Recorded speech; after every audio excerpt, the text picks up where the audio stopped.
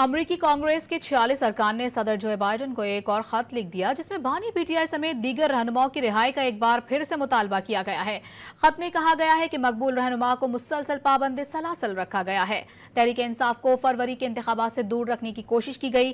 توقع ہے کہ امریکہ پاکستان میں جمہوریت کی بحالی میں اپنا اثر و رسوخ استعمال کرے گا۔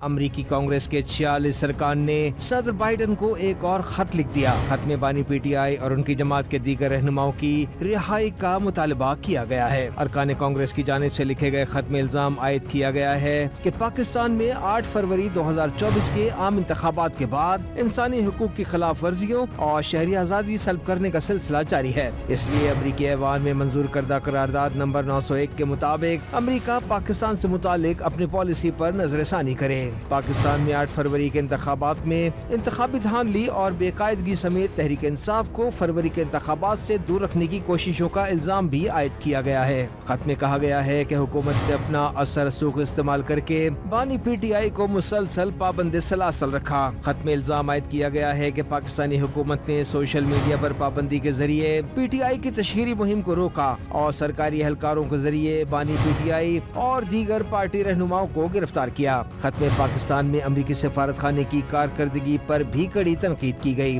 خط میں اسلام آباد میں امریکی سفارتی عملے کو فوری تبدیل کرنے کا مطالبہ کیا گیا ہے۔ خط میں کہا گیا ہے کہ پاکستانی امریکی کمیونٹی کو پی ٹی آئی رہنماؤں اور کارکنوں کی گرفتاری پر سخت تشویش ہے۔ امریکی انتظامیہ ان شہریوں کی تشویش دور کرنے کے فوری اقدامات کرے۔ توقع ہے کہ امریکہ پاکستان میں جمہوریت کی بحالی میں اپنا اثر رسوخ استعمال کرے گا۔